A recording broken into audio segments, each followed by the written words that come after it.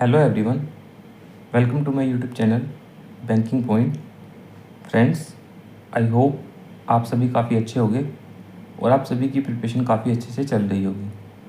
Friends, जैसा कि आप सभी को पता है कि अभी हाल ही में आईपीएस पीओ का नोटिफिकेशन आपका आउट हुआ है, तो आज हम डिस्कस करेंगे कि आईपीएस पीओ का जो इस बार नोटिफिकेशन आया है उसमें क्या क्या चेंजेस आए हैं और आपको आईपीएस पीओ के एग्ज़ाम के लिए किस तरीके से आपको प्रिपेयर करना चाहिए।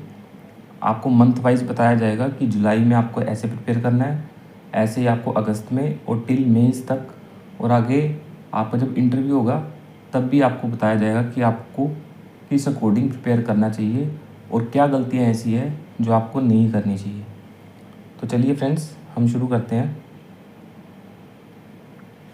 फ्रेंड्स, शुरू करने से पहले यहाँ पर आपको स्लाइड पर कुछ हाईलाइट शो हो रही होगी जहाँ पर हमारे चैनल का पर्पस गिवन है। आप सभी चाहें तो इसे पढ़ सकते हैं, जिससे आपको ये पता चलेगा कि इस चैनल का पर्पस क्या है और ये चैनल किस लिए बनाया गया है। चलिए फ्रेंड्स, अब हम मेन टॉपिक की तरफ बढ़ते हैं। देखिए फ्रेंड्स, जैसा कि आप सभी को पता है कि अभी आईपीएस पीओ का नोटिफिकेशन आउट हुआ है और जिसमें जो आपकी टोटल वैकेंसी आई है वो अभी तक 5200 के आसपास आपकी वैकेंसी आई हैं। हो सकता है आने वाले टाइम में वैकेंसी और इंक्रीज़ हो जाए, लेकिन अभी के लिए टेनिटेटिव वैकेंसी आप सभी के लिए इतनी है, जिसमें से आपके पास जनरल की जो वैकेंसी है वो 2200 है और जो बाकी वैकेंसी है वो अदर कैटेगरी के लिए है। फ्रेंड्स, जो आपके पास अभी वैकेंसी आई है उसमें अभी तक 11 बैंक ने आपके पार्टिसिपेट किया है। इसमें बैंक ऑफ बड़ौदा, आपके पास कैनरा बैंक और पंजाब नेशनल बैंक और काफ़ी अदर आपके पास पब्लिक सेक्टर बैंक है जिन्होंने आईपीएस पीओ की वैकेंसी में पार्टिसिपेट किया है। फ्रेंड्स, अब हम देखेंगे कि आईपीएस पीओ का जो आपका नोटिफिकेशन आउट हुआ है उसमें आपकी क्या एग्ज़ाम डेट्स हैं, कब आपका प्रीलिम्स होगा, कब आपका मेंस होगा और कब आपका इंटरव्यू होगा। फ्रेंड्स, जैसा कि आप स्लाइड पर देख पा रहे होंगे, आपका जो नोटिफिकेशन आउट हुआ है वो 30 जून को आउट हुआ है, ठीक है। और जो आप अप्लाई कर सकते हो फॉर्म को, वो 21 जुलाई तक आप अपने फॉर्म को अप्लाई कर सकते हो, ठीक है। 1 जुलाई से 21 जुलाई तक आपकी फॉर्म फिल करने की डेट है। हालांकि मैं आप सभी को यही सजेस्ट करूँगा कि जितना जल्दी आप अपने फॉर्म को फिल कर लें तो उतना ज़्यादा बेटर रहेगा। फ्रेंड्स, जो आपका प्रीलिम्स होगा वो अगस्त के महीने में होगा और अगस्त में आपको 3 डेट आईपीएस ने प्रोवाइड की है, 17, 23 और 24।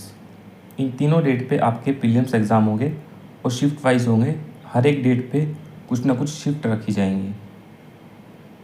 और जो आपका मेंस एग्ज़ाम होगा, मेंस एग्ज़ाम आपका अक्टूबर मंथ में होगा, जिसकी आपको डेट अभी बताई गई है कि 12 अक्टूबर को आपका मेंस का एग्ज़ाम होने वाला है।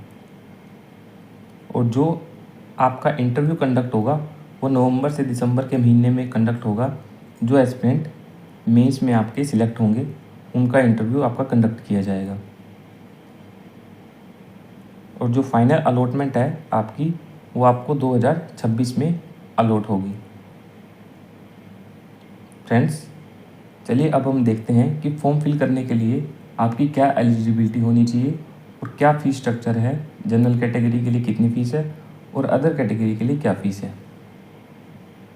फ्रेंड्स, जैसा कि आप यहाँ पर देख पा रहे होंगे, आपकी जो एलिजिबिलिटी होनी चाहिए, एज लिमिट जो होनी चाहिए आपकी, वो है 20 to 30 ईयर्स। यानी कि 1 जुलाई 2025 तक आपकी मिनिमम एज 20 ईयर्स होनी चाहिए और मैक्सिमम एज 30 ईयर्स हो सकती है।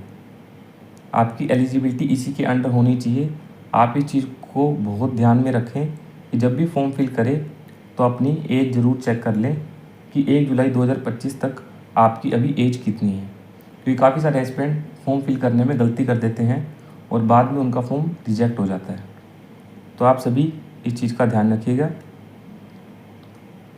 फ्रेंड्स, फॉर्म फिल करने के लिए जो आपकी एजुकेशन एलिजिबिलिटी है वो आपको ग्रेजुएट होना ज़रूरी है, लेकिन ऐसा कंपलसरी नहीं है कि आपको, जैसे बैंकिंग की फील्ड है तो कॉमर्स में ही आपको ग्रेजुएट होना ज़रूरी है। आप किसी भी फील्ड में अगर आपकी ग्रेजुएशन है तो आप IPS PO का फॉर्म फिल कर सकते हो। फ्रेंड्स, जो आपकी फ़ीस रखी गई है IPS के द्वारा, वो आपकी IPS PO के फॉर्म को फिल करने के लिए जनरल कैटेगरी और OBC कैटेगरी के लिए जो फ़ीस आपकी है वो 850 रुपये है, और जो अदर कैटेगरी है उनके लिए 175 है। ये आपकी फ़ीस है IPS PO के फॉर्म को फिल करने के लिए। फ्रेंड्स, इसके अलावा आपकी जो क्रेडिट वर्दीनेस है, यानी कि अगर आपके नाम पर कोई लोन है तो आप उसको कैसे रीपे कर रहे हो, आपका जो सिबिल स्कोर है वो काफ़ी अच्छा होना चाहिए। अदरवाइज़ अगर आपने कोई क्रेडिट लिया ही नहीं है कभी भी अपनी लाइफ में, तो आपको इससे कोई प्रॉब्लम नहीं होनी चाहिए। अगर आपको फिर भी इसके रिगार्डिंग कोई डाउट आता है तो आप मुझे कमेंट सेक्शन में बता सकते हो। मैं इसके ऊपर एक सेपरेट वीडियो बहुत जल्द लेके आऊँगा। फ्रेंड्स, मैं आप सभी को फिर से एक चीज़ बता रहा हूँ, आप जब भी अपना फॉर्म फिल करोगे अपनी एज लिमिट को ज़रूर चेक करिएगा और उसी के अकॉर्डिंग आप अपने फॉर्म को फिल करिएगा। फॉर्म फिल को बहुत ध्यान से करना है आपको। अगर आप ये चाहते हो कि मैं फॉर्म फिल करने के लिए भी एक सेपरेट वीडियो लेके आऊँ, तो आप मुझे कमेंट सेक्शन में बता सकते हो, जिससे आपके जो भी डाउट हैं वो सभी उस वीडियो में क्लियर कर दिए जाएंगे। चलिए फ्रेंड्स, अब हम आगे बढ़ते हैं आपके एग्ज़ाम पैटर्न की तरफ, यानी कि आपके पास प्रीलिम्स में कौन कौन से सब्जेक्ट आएंगे, मेंस में कौन कौन से सब्जेक्ट आएंगे और इंटरव्यू में आपके पास क्या क्या चीज़ आएगी। देखिए फ्रेंड्स, जो प्रीलिम्स में आपके पास उसमें आपके पास 3 सब्जेक्ट आएंगे। एक आएगी आपके पास इंग्लिश, एक आएगा आपके पास क्वांट्स और एक आएगी आपके पास रीजनिंग। ठीक है फ्रेंड्स, और जो आपके पास मेंस का एग्ज़ाम होगा उसमें आपके पास रीजनिंग और उसके बाद क्वांट और उसके बाद इंग्लिश, ये सब्जेक्ट तो आपके पास आएंगे ही। साथ में आपके पास कंप्यूटर एप्टीट्यूड हो रहेगा। काफ़ी सारे एस्पिरेंट्स इस चीज़ को समझने में गलती कर देते हैं कि रीजनिंग में कंप्यूटर एप्टीट्यूड आ रहा है तो इसका मतलब ये हो सकता है कि कंप्यूटर सब्जेक्ट ऐड ऑन हो रहा है।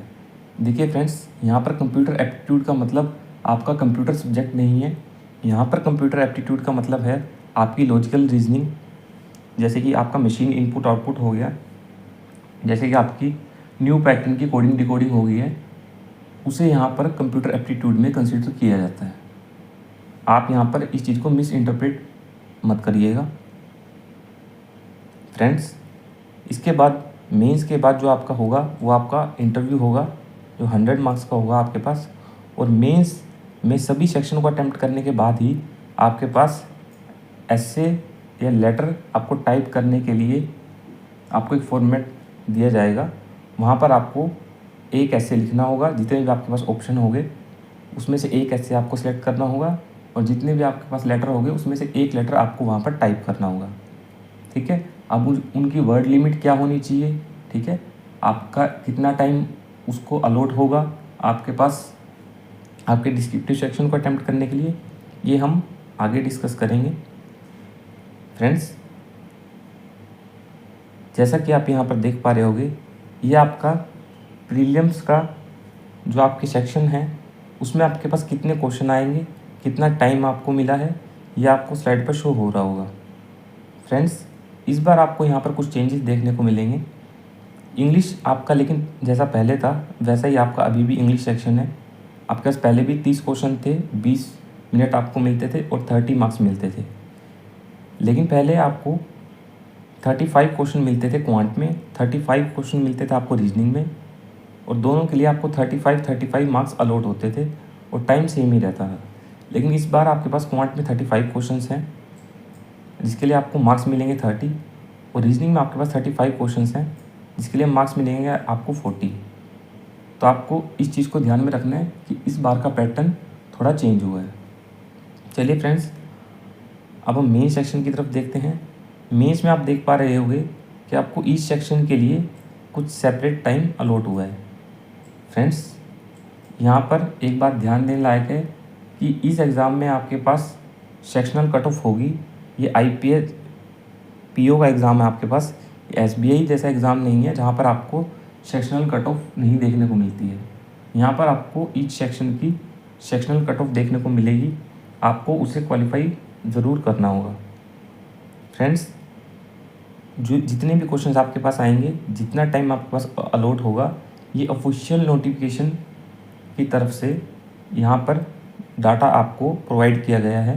हालांकि मैं भी आप सभी को यही सजेस्ट करूँगा कि आप कभी भी किसी भी साइट से कोई भी अगर आपको नोटिफिकेशन मिलता है, आप उस पर ज़्यादा बिलीव ना करें। आप ऑफिशियल साइट से जो नोटिफिकेशन आपको मिलता है, उसमें जो भी इंफॉर्मेशन प्रोवाइड की जाती है, आप उसी पर सबसे ज़्यादा बिलीव करो। हालांकि जो ऑफिशियल नोटिफिकेशन है उसका लिंक आपको डिस्क्रिप्टिव सेक्शन में मिल जाएगा। फ्रेंड्स, मेंस का सेक्शन अटेम्प्ट करने के बाद आपको अपना डिस्क्रिप्टिव टाइप करना होगा, जिसमें आपके पास लेटर होगा और ऐसे होगा, जिसके लिए आपको मार्क्स अलॉट होंगे 25 और 30 मिनट आपको प्रोवाइड किए जाएंगे। 30 मिनट ये आपके अलग अलग नहीं है कि आपको 30 मिनट लेटर के लिए दिए जाएंगे या 30 मिनट ऐसे के लिए दिए जाएंगे। 30 मिनट में आपको दोनों चीज़ें टाइप करनी होगी। अगर आप चाहते हो कि मैं डिस्क्रिप्टिव के ऊपर भी एक सेपरेट वीडियो लेके आऊँ कि डिस्क्रिप्टिव सेशन को हमें किस तरीके से अटेम्प्ट करना चाहिए जिससे हम मैक्सिमम स्कोर को गेन कर सकें, तो आप मुझे कमेंट सेक्शन में बता सकते हो। चलिए फ्रेंड्स, अब हम ये देखते हैं कि आपकी प्रिपरेशन की जो टाइमलाइन है वो क्या होनी चाहिए, किस मंथ में आप क्या प्रिपेयर करोगे। देखिए फ्रेंड्स, आपके पास सबसे पहला जो अभी मंथ है जो चल रहा है वो जुलाई का महीना है, और जुलाई के महीने में आप अपने सभी बेसिक को कंप्लीट करोगे और अपने कंसेप्ट को बिल्ड करोगे। यानी कि देखो फ्रेंड्स, बहुत बार ऐसा होता है कि एस्पिरेंट ये सोचता है कि जब प्रीलिम्स की डेट आ जाएगी या प्रीलिम्स हमारे बहुत नज़दीक होंगे तब हम चीज़ों के ऊपर फोकस करेंगे। देखिए फ्रेंड्स, जुलाई का महीना आपके पास एक ऐसा महीना है जिसमें आप अपने वीक एरियाज़ पे काम कर सकते हो, और अगर आपने अभी तक कोई टॉपिक नहीं सीखा है या किसी टॉपिक की आपको नॉलेज काफ़ी कम है, तो अभी आप उन टॉपिक को कंप्लीट कर सकते हो, क्योंकि अगस्त के बाद आपके पास लगातार एग्ज़ाम चालू हो जाएंगे और आपको नई चीज़ें सीखने के लिए और अपने वीक एरियाज पे काम करने के लिए टाइम बहुत कम मिलेगा। तो फ्रेंड्स, इसलिए मैं आप सभी को यही सजेस्ट करूँगा कि जुलाई के महीने में जो भी आपकी किसी भी टॉपिक में कमी है, कोई टॉपिक आपको नहीं आता है, तो आप उसे जुलाई के मंथ में प्रॉपर कंप्लीट कर लिए। हाँ जी फ्रेंड्स, इसके बाद आपके पास अगस्त का महीना आएगा। अगस्त के महीने में आपको क्या करना है, प्रीलिम्स की प्रैक्टिस करनी है आपको, और आपको मॉक्स लगाने हैं, क्योंकि जैसा कि आपको पता है 17 से 23 तारीख के बीच में आपके प्रीलिम्स के एग्ज़ाम कंडक्ट किए जाएंगे। तो आपको अगस्त के महीने से ही अपने प्रीलिम्स के मॉक लगाने शुरू कर देने हैं। लेकिन काफ़ी सारे एस्पिरेंट ऐसे होंगे जो बहुत टाइम से प्रिपेयर कर रहे होंगे, तो आप अभी से भी अपने मॉक टेस्ट लगा सकते हो जुलाई के महीने में भी। लेकिन आपको ये चीज़ ध्यान में रखनी है कि आपको अपनी जो इम्प्रूवमेंट कर सकते हो, अगर आपको कोई टॉपिक नहीं आता है, किसी टॉपिक को आप सीखना चाह रहे हो, जो भी प्रैक्टिस करना चाह रहे हो, वो आप इन्हीं महीनों में कर सकते हो, 1 से 1.5 महीने के अंदर, क्योंकि आगे आपके एग्ज़ाम चालू हो जाएंगे। तब आप किसी भी नई चीज़ को सीख नहीं पाओगे, तब आपको सिर्फ अपने अंदर इम्प्रूवमेंट करनी होगी, चीज़ों को मैनेज करना होगा और अपने टाइम को मैनेज करना होगा। इसलिए आप सभी इन चीज़ों का ध्यान रखिएगा। चलिए फ्रेंड्स, अब हम ये देखते हैं कि सितंबर मंथ में आपको क्या करना है। देखिए फ्रेंड्स, जुलाई में आप अपने कंसेप्ट को बिल्ड कर लोगे, अपने बेसिक को क्लियर कर लोगे। अगस्त में आपका जो सारा प्रीलिम्स है उसकी आप अच्छे से प्रिपरेशन कर लोगे। आपका एग्ज़ाम 17 से 23 तारीख के बीच में कंप्लीट हो जाएगा।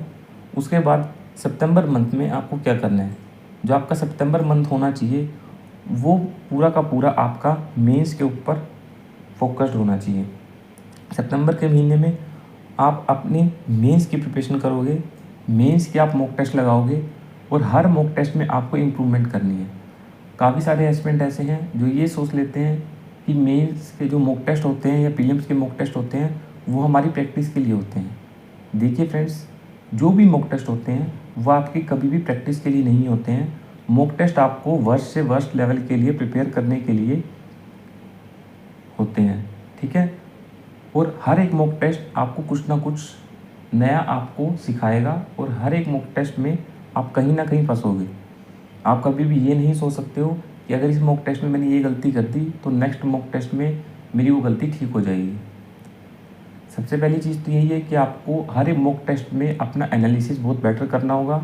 अगर आपको ये नहीं पता है या आप इस चीज़ में बहुत कंफ्यूज होते हो कि हमें एनालिसिस कैसे करना चाहिए, तो आप हमारे चैनल पर अभी जो वीडियो अपलोड की गई है कि मॉक टेस्ट का एनालिसिस हमें कैसे करना चाहिए बेस्ट से बेस्ट वे से, आप उसको देख सकते हो और उसके बाद अपना एनालिसिस बेस्ट से बेस्ट करके आप अपने अंदर इम्प्रूवमेंट ला सकते हो, जिससे आप अपने गोल को बहुत जल्दी अचीव कर पाओगे। तो फ्रेंड्स, सितंबर का जो मंथ आपके पास आएगा, सितंबर का जो मंथ आपके पास होगा, उसमें सिर्फ आपको अपने मेंस के ऊपर फोकस करना है। चलिए फ्रेंड्स, अब हम आगे बढ़ते हैं। आपके पास जो अक्टूबर का मंथ होगा उसमें आप क्या करोगे? फ्रेंड्स, जो अक्टूबर का मंथ होगा उसमें सिर्फ आप अपनी जीए और अपनी जो वोकैबुलरी है उसकी रिवीजन करोगे, जितनी बेस्ट से बेस्ट आप कर सकते हो। देखिए फ्रेंड्स, वोकैबुलरी जो है आपको डेली बेसिस पे करनी है। डेली बेसिस पे आप अपने टारगेट फिक्स कर सकते हो कि मुझे 15 से 20 वर्ड डेली बेस पे अपने सीखने हैं, ठीक है। और अक्टूबर के मंथ तक आते आते आप काफ़ी सारे वर्ड्स को सीख जाओगे। अक्टूबर के पहले दिन से ही आपको अपनी जो इतनी भी वोकैबुलरी आपने इतने टाइम से पढ़ी है, आप उसकी रिवीजन लोगे, जितनी आप बेस्ट से बेस्ट कर सकते हो, ठीक है फ्रेंड्स। क्योंकि अक्टूबर के मंथ में ही आपका जो मेंस का एग्ज़ाम है, ठीक है। तो अक्टूबर के मंथ तक आपकी जो 6 मंथ की जीके है, ठीक है, 6 मंथ आप मिनिमम लेके चलो कि 6 मंथ की जीके आपको प्रिपेयर कर लेनी है, ठीक है। अच्छी रिवीजन के साथ आपको डेली रिवीजन भी करनी है, आपको वीकली रिवीजन भी करनी है और आपको मंथली रिवीजन भी करनी है। जितनी ज़्यादा बेस्ट रिवीजन करोगे उतना ज़्यादा आप जीके को याद रख पाओगे। फ्रेंड्स, मेंस का एग्ज़ाम देने के बाद जैसा कि आप सभी को पता है, आपका जो इंटरव्यू होगा वो नवंबर से दिसंबर के महीने में कंडक्ट किया जाएगा। फ्रेंड्स, एक चीज़ को आप बहुत अच्छे से ध्यान रखो कि जो जीए है वो आपको स्टार्टिंग से ही प्रिपेयर करनी पड़ेगी। स्टार्टिंग से आपको जीके को लेके चलना पड़ेगा, जैसा कि मैंने आपको अभी भी बताया था। और आपको जो जीके को रिवाइज़ करना होगा वो आपको डेली बेस पे भी रिवाइज़ करना होगा, वीकली बेस पे भी करना होगा और मंथली बेस पे भी करना होगा। थ्योरेटिकल सब्जेक्ट को जितना ज़्यादा आप रिवाइज़ करोगे उतना ज़्यादा आप याद रख पाओगे। अगर आप सभी ये चाहते हो कि जीके सेक्शन के लिए हमें एक सेपरेट वीडियो चाहिए, ठीक है, तो आप उसके बारे में मुझे कमेंट सेक्शन में बता सकते हो। मैं उसके लिए एक सेपरेट वीडियो लेके आऊँगा कि जीके के लिए आपको क्या स्ट्रेटजी रखनी चाहिए, कैसे आपको जीके प्रिपेयर करनी चाहिए और आपको किस टाइम पर रिवीजन करनी चाहिए और क्या आपका टारगेट रहना चाहिए। चलिए फ्रेंड्स, अब हम आगे बढ़ते हैं। फ्रेंड्स, अब हम डिस्कस करते हैं कि आपकी जो सब्जेक्ट वाइज स्ट्रेटजी है वो क्या होनी चाहिए। फ्रेंड्स, जैसा कि आप सभी को पता है, इंग्लिश का जो सेक्शन है उसमें आपके पास मोस्ट इम्पोर्टेंट चीज़ जो होती है वो आपके पास होती है रीडिंग। जितनी ज़्यादा आप रीडिंग करोगे उतनी ज़्यादा आपकी इंग्लिश में अंडरस्टैंडिंग बनेगी। इसके अलावा आपके पास इंग्लिश में ग्रामर होती है। ग्रामर के लिए आपको ज़्यादा कुछ नहीं करना है। डेली बेस पे आप अपना टारगेट बना सकते हो कि डेली बेस पे मुझे 10 से 20 क्वेश्चन अपने सोल्व करने हैं, ठीक है। और डेली बेस पे मुझे कम से कम 15 से 20 वर्ड वोकैबुलरी के लर्न करने हैं। हालांकि आप हिंदू एडिटोरियल को चूज़ करो या किसी भी एडिटोरियल को चूज़ करो, ठीक है, आपको बस जो भी चीज़ आप रीड कर रहे हो आपको वो समझ आनी चाहिए। ज़रूरी नहीं है कि आप अपना टारगेट एकदम से बहुत हाई लेके चलो कि मुझे डेली बेस पे 2 एडिटोरियल ही पढ़ने हैं। आप कुछ भी रीड कर सकते हो, ऐसा कोई कंपलसरी नहीं है। लेकिन जो आप वोकैबुलरी नोट डाउन करोगे, वोकैबुलरी आपको नोट डाउन करनी है, ये आप ध्यान में रखना। सिर्फ याद नहीं करनी है, आपको एक सेपरेट नोटबुक लगानी है, उस पर आपको वोकैबुलरी नोट डाउन करनी है। डेली बेस पे आप अपना टारगेट रखो 15 से 20 वर्ड का। ग्रामर के लिए डेली बेस पे आप थोड़ी थोड़ी प्रैक्टिस कर सकते हो। अगर आपकी ग्रामर वीक है तो आप निमिषा मैम की 120 रूल्स ऑफ ग्रामर है, आप उनको पढ़ सकते हो, ठीक है। उसके बाद बस डेली बेस पे आप ग्रामर के लिए प्रैक्टिस कर सकते हो। आपको बस यहाँ पे ये बात ध्यान देने लायक है कि रीडिंग आपको डेली बेस पे करनी है टिल जब तक आपके सारे बैंकिंग के एग्ज़ाम जो भी आप देना चाह रहे हो वो फिनिश नहीं हो जाते। रीडिंग आपको डेली बेस पे करनी है। जितनी ज़्यादा आपकी रीडिंग अच्छी होगी उतना ज़्यादा आप इंग्लिश को बेटर वे से सोल्व कर पाओगे विद एक्यूरेसी। चाहे आप पैराजम्बल को अटैम्प्ट करो, चाहे आप क्लोज टेस्ट को अटैम्प्ट करो, चाहे आप आरसी को अटैम्प्ट करो, हर जगह आपको रीडिंग बहुत ज़्यादा हेल्प करेगी। फ्रेंड्स, क्वांट में जैसा कि आप जानते हो, क्वांट में आपके पास मोस्टली 3 चीज़ें आती हैं। एक आती है आपके पास डीआई, एक आता है आपके पास अर्थमेटिक, और मेंस में आपके पास एडवांस मैथ भी आ जाता है। देखिए फ्रेंड्स, डीआई और अर्थमेटिक ये तो आप वैसे प्रीलिम्स में भी करोगे, ठीक है। एडवांस मैथ मैं इसलिए कह रहा हूँ, जैसे आपके पास एलसीएम एचसीएफ टॉपिक हो गया, ठीक है, कुछ और टॉपिक आपके पास अलजेब्रा हो गया, ठीक है, आपके पास रूट्स हो गए जो बहुत बिल्कुल बेसिक से आपको करने हैं, इंटीजर्स क्या होते हैं, बाकी सारी चीज़ें। अगर आपने अभी तक इन टॉपिक्स को नहीं सीखा है या आप इन टॉपिक को छोड़ रहे हो ये सोच के कि हम मेंस एग्ज़ाम को बहुत जल्दी क्वालिफाई कर लेंगे, तो देखिए फ्रेंड्स, ऐसा नहीं होने वाला। इसलिए मैं आप सभी को ये चीज़ बार बार बोल रहा हूँ, कोई टॉपिक अगर आपका वीक है या आपको नहीं आता है तो आपको जुलाई के मंथ में ही उसे कंप्लीट कर लेना है बहुत अच्छे तरीके से। क्वांट में आपकी सबसे ज़्यादा वेटेज इन्हीं की रहती है, डीआई की, आपकी अर्थमेटिक की और एडवांस मैथ की। ऐसे ही फ्रेंड्स, आपके पास रीजनिंग सेक्शन है। रीजनिंग में ज़्यादा वेटेज आपके पास पजल्स की रहती है और आपके पास जो मिसलेनियस टॉपिक्स होते हैं उनकी रहती है। हालांकि मेंस में आपके पास कंप्यूटर एप्टीट्यूड भी आता है, ठीक है, तो आपको उसे भी समझना होगा। जो एस्पिरेंट अगर कुछ नए हैं जिन्हें उसकी नॉलेज नहीं है तो वो यूट्यूब पे उसके बारे में सर्च करके देख सकते हैं कि कंप्यूटर एप्टीट्यूड में क्या क्या आता है हमारे पास और हमें उसे किस तरीके से सोल्व करना चाहिए। फ्रेंड्स, आपकी प्रैक्टिस जितनी ज़्यादा अच्छी होगी उतना ज़्यादा आप अच्छा अटैम्प्ट कर पाओगे। और हमेशा अपनी प्रायोरिटी यही रखो, ठीक है, कि जो भी आप चीज़ अटैम्प्ट करनी है वो फुल एक्यूरेसी के साथ अटैम्प्ट करनी है।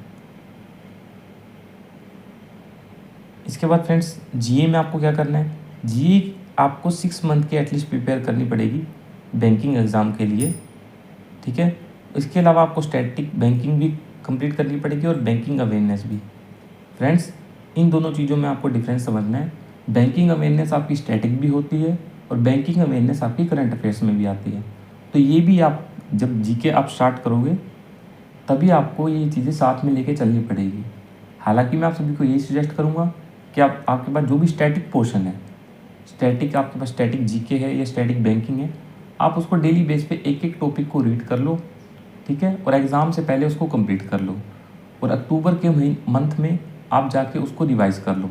क्योंकि स्टैटिक जीके, स्टैटिक बैंकिंग ये टॉपिक आपके वैसे हैं जो कभी भी चेंज नहीं होने वाली, ठीक है, और इससे भी आपको एग्ज़ाम में, हर एक एग्ज़ाम में आपको कुछ ना कुछ स्टैटिक पोर्शन देखने को मिल जाता है। तो आप इसे साथ में कंप्लीट कर लें तो बहुत ज़्यादा बेटर रहेगा।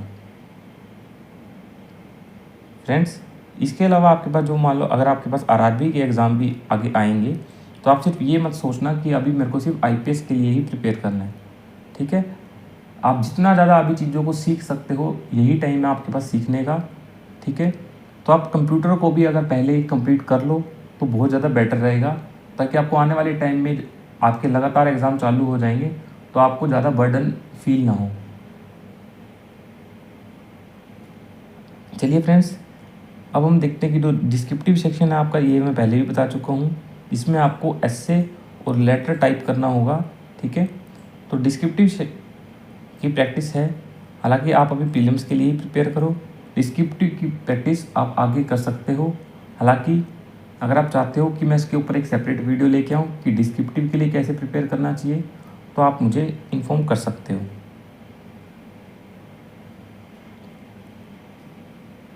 चलिए फ्रेंड्स, अब हम देखते हैं कि आपके पास सोर्स क्या होने चाहिए। देखिए फ्रेंड्स, जैसे मैंने जुलाई मंथ में बोला है, अगर आपको अपनी प्रैक्टिस करनी है, ठीक है, या किसी नई टॉपिक को सीखना है, ठीक है, तो प्रैक्टिस आप कहाँ से करोगे, आप बुक से प्रैक्टिस करोगे। आप आर.एस. अग्रवाल की बुक से भी प्रैक्टिस कर सकते हो, अरुण शर्मा सर की बुक है उससे भी प्रैक्टिस कर सकते हो, या अगर आप ये चाहते हो कि मुझे हर एक, चाहे रीजनिंग हो, चाहे क्वांट हो, चाहे इंग्लिश हो, उसके लिए प्रैक्टिस करनी है, तो आप एस अड्डा का सेट भी ले सकते हो। फ्रेंड्स, मैं आप सभी को यहाँ पर बताना चाहूँगा कि ये वीडियो में कोई भी पेड प्रमोशन नहीं है, ये मैं आप सभी को अपने एक्सपीरियंस के बेस पर बता रहा हूँ। फ्रेंड्स, अगर आप प्रैक्टिस करना चाहते हो हर एक सब्जेक्ट की, ठीक है, चाहे आपका प्रीलिम्स हो या मेंस हो, तो एस अड्डा का एक सेट आता है, एक बुकलेट आती है, आप उसको परचेज़ कर सकते हो और उससे आप प्रैक्टिस कर सकते हो। फ्रेंड्स, जो आपके पास मॉक टेस्ट के लिए प्लेटफॉर्म होने चाहिए, आप प्रैक्टिस मॉक भी लगा सकते हो, आप हॉलीवुड भी लगा सकते हो, स्मार्ट कीडा भी लगा सकते हो, गाइडली भी लगा सकते हो। सभी सोर्सेज अच्छे हैं। हालांकि अगर आपका लेवल अभी इतना अच्छा नहीं है तो मैं आप सभी को ये सजेस्ट करूँगा कि आप प्रैक्टिस मॉक को एक पहली प्रायोरिटी पर रखो। प्रैक्टिस मॉक आपके पास मस्ट होना चाहिए। जब आप प्रैक्टिस मॉक के लेवल को अच्छे से प्रिपेयर कर लो और प्रैक्टिस मॉक आप अच्छे से सोल्व करने लग जाओ, तब आप इनमें से कोई एक सोर्स और रख सकते हो। हालांकि आप ये चीज़ को ध्यान में रखो कि आपके पास 2 सोर्स मस्ट होने चाहिए आपके पास प्रीलिम्स और मेंस को क्वालिफाई करने के लिए। फ्रेंड्स, मॉक जो भी आप लगाओगे, आप डेली बेस पे भी लगाओगे, ठीक है, वीकली बेस पे भी लगाओगे, ठीक है। लेकिन यहाँ पर ये बात है कि डेली बेस पर फ्रेंड्स आपको यहाँ पर मॉक लगाने हैं और वीकली बेस पर आपको अपने मॉक का एनालिसिस भी करना है, डेली बेस पर भी करना है। जितना ज़्यादा आप बेस्ट एनालिसिस करोगे उतना ज़्यादा आपके लिए बेटर रहेगा।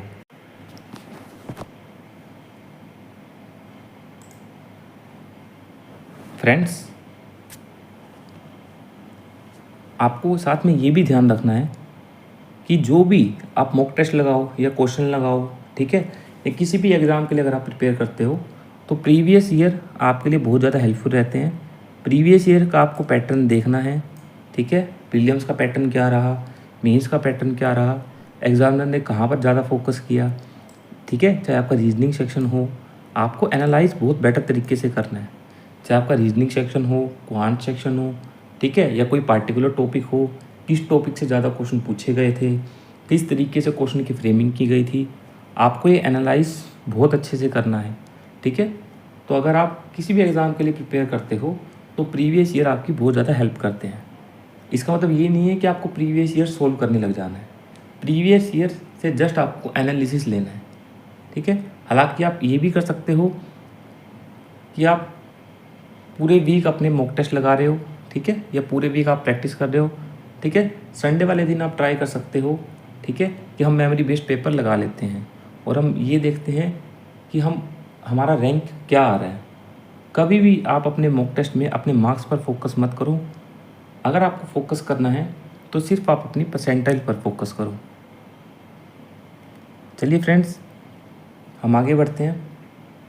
फ्रेंड्स, यहाँ पर हम देख पा रहे हैं कि आपको जो मॉक टेस्ट के सोर्स लेने हैं, बहुत सारे एस्पिरेंट का ये डाउट रहता है, तो आपके पास कौन कौन से सोर्स होने चाहिए। फ्रेंड्स, यहाँ पर स्क्रीन पर आपको मॉक टेस्ट के काफ़ी सोर्सेस शो हो रहे होंगे। प्रीलिम्स के आपके पास मॉक टेस्ट बुक है, आपके पास गाइडली है, आपके पास अड्डा है। प्रीलिम्स के लिए आप कोई भी मॉक टेस्ट रख सकते हो, उसमें कोई इशू नहीं है। लेकिन जो मेंस के लिए आपके पास मॉक टेस्ट होने चाहिए वो आपके पास प्रैक्टिस मॉक तो मस्ट होना चाहिए, क्योंकि वो एक बिगिनर एस्पिरेंट के लिए, एक एवरेज लेवल एस्पिरेंट के लिए बहुत अच्छा है। इसके अलावा आप इनमें से किसी भी और एक मॉक टेस्ट को रख सकते हो अपने पास, लेकिन आपके पास एटलीस्ट 2 सोर्स ज़रूर होने चाहिए, ठीक है, ताकि आपको अलग अलग पैटर्न का पता चले।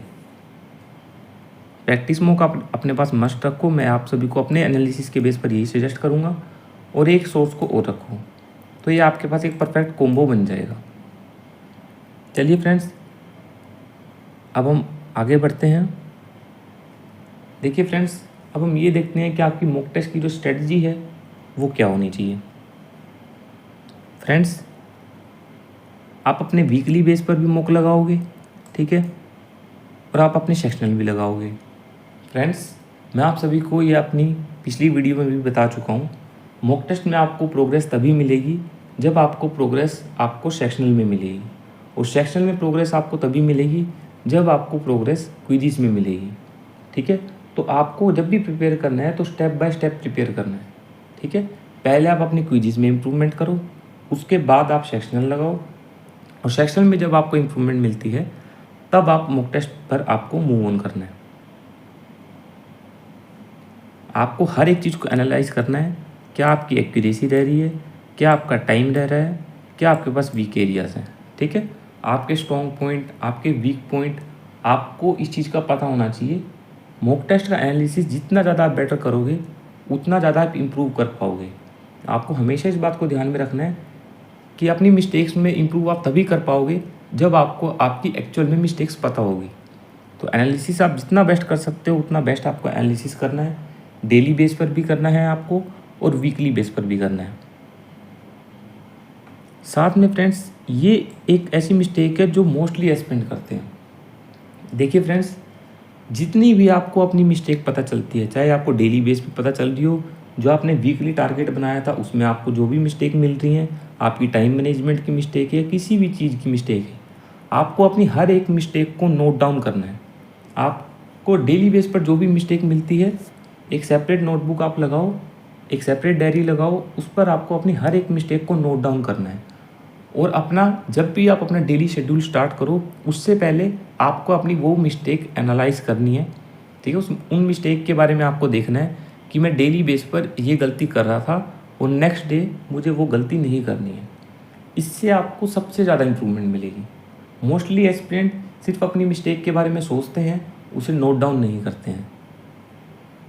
तो आप सभी अपनी मिस्टेक को नोट डाउन करो और उस पर वर्क करो। जब आपकी मिस्टेक आपके सामने रहेगी, ठीक है, तब आप उस पर वर्क करने के बारे में ज़्यादा सोचोगे। अदरवाइज़ आपके पास मिस्टेक आप इतनी ज़्यादा करते हो, आपके माइंड से वो निकल जाएंगे। तो मैं आप सभी को ये सजेस्ट करूँगा कि आप अपनी मिस्टेक को नोट डाउन करो, जितना जल्दी हो सकता है उससे आप इम्प्रूव करो। थ्योरेटिकल टॉपिक्स जो भी आप पढ़ रहे हो, चाहे वोकैबलरी, ठीक है, इंग्लिश में आप वोकैबलरी पढ़ रहे हो, आप जीके पढ़ रहे हो, ठीक है, आपको जितनी ज़्यादा हो सकती है आपको उसकी रिवीजन लेनी है। ठीक है, क्योंकि उतना ज़्यादा आप बेस्ट परफॉर्म कर पाओगे। चलिए फ्रेंड्स, अब हम आगे बढ़ते हैं। आपका जो इंटरव्यू होगा, इसके बाद जो मेंस आप अटेम्प्ट कर लोगे, उसके बाद उसमें आपको डिस्क्रिप्टिव सेक्शन अटेम्प्ट करना होगा। ठीक है, तो उसमें आप क्या करोगे, ऐसे में जो आपको सबसे ज़्यादा चीज़ों पे ध्यान रखना है, सबसे पहले तो आपको उसके स्ट्रक्चर पर ध्यान रखना है। ठीक है, कि ऐसे में आपका क्या फॉर्मेट होना चाहिए। ठीक है, उसके बाद आपके पास लेटर में क्या फॉर्मेट होना चाहिए। ठीक है, सबसे पहले आप किसी भी स्ट्रक्चर को, किसी भी फॉर्मेट को आप याद कर सकते हो, क्योंकि उसके बाद आपको उसमें सिर्फ लेमन लैंग्वेज ही लिखनी होती है, ज़्यादा कुछ नहीं करना होता है। दूसरी चीज़ आपको ये ध्यान रखनी है, वो रखना है ग्रामर का। आपको सिंपल लैंग्वेज यूज़ करनी है। ठीक है, बहुत ज़्यादा हाई फाई लैंग्वेज का यूज़ नहीं करना है। ठीक है, क्योंकि जितनी ज़्यादा आप ग्रामर मिस्टेक कम करोगे उतनी ज़्यादा आपकी एक्यूरेसी रहेगी। ठीक है, और उतने आपके मार्क्स कम कटेंगे। इस चीज़ का आपको ध्यान रखना है। हालांकि डिस्क्रिप्टिव की आपको प्रैक्टिस भी करनी है। ठीक है, आप संडे वाले दिन डिस्क्रिप्टिव के बारे में थोड़ा थोड़ा देख सकते हो। ठीक है, फॉर्मेट के बारे में रिसर्च कर सकते हो। अगर आप ये चाहते हो कि मैं डिस्क्रिप्टिव सेक्शन के ऊपर एक सेपरेट वीडियो लेके आऊँ, तो जैसे कि मैंने आपको पहले भी बताया है, आप मुझे कमेंट सेक्शन में इन्फॉर्म कर सकते हो। जो भी आपकी क्वेरी हो, आप मुझे अपनी क्वेरी कमेंट सेक्शन में भेज सकते हो। फ्रेंड्स, इसके बाद आपका इंटरव्यू होगा। इंटरव्यू के टाइम पे आपको मॉक इंटरव्यूज़ भी लगाने होंगे, बैंकिंग के लिए भी प्रिपेयर करना होगा। ठीक है, हालांकि अभी जो आपका मेन फोकस होना चाहिए वो आपका प्रीलिम्स और मेंस के ऊपर ही होना चाहिए। ठीक है, इंटरव्यू के लिए भी नो डाउट आपको प्रिपेयर करना है, लेकिन आपकी जो पहली प्रायोरिटी है अभी आपको प्रीलिम्स के लिए प्रिपेयर करना है। फ्रेंड्स, मैं लास्ट में आप सभी को ये ज़रूर सजेस्ट करूँगा, जब तक आपको प्रीलिम्स में इम्प्रूवमेंट नहीं मिलती है तब तक आपको मेंस की तरफ मूव ऑन नहीं करना है, क्योंकि आपको हमेशा स्टेप बाय स्टेप चलते रहना पड़ता है। जैसे जैसे आप चीज़ों को करोगे आपको इम्प्रूवमेंट मिलेगी। बस जो भी चीज़ आप करो कंसिस्टेंसी के साथ करो, उसी से आपको कॉन्फिडेंस आएगा चीज़ों में। आई होप फ्रेंड्स आप सभी को वीडियो काफ़ी अच्छी लगी हो। ठीक है, अगर आप सभी को वीडियो अगर अच्छी लगी हो तो आप अपने फ्रेंड्स के साथ ज़रूर शेयर करना, वीडियो को लाइक ज़रूर करना और चैनल को सब्सक्राइब ज़रूर करना।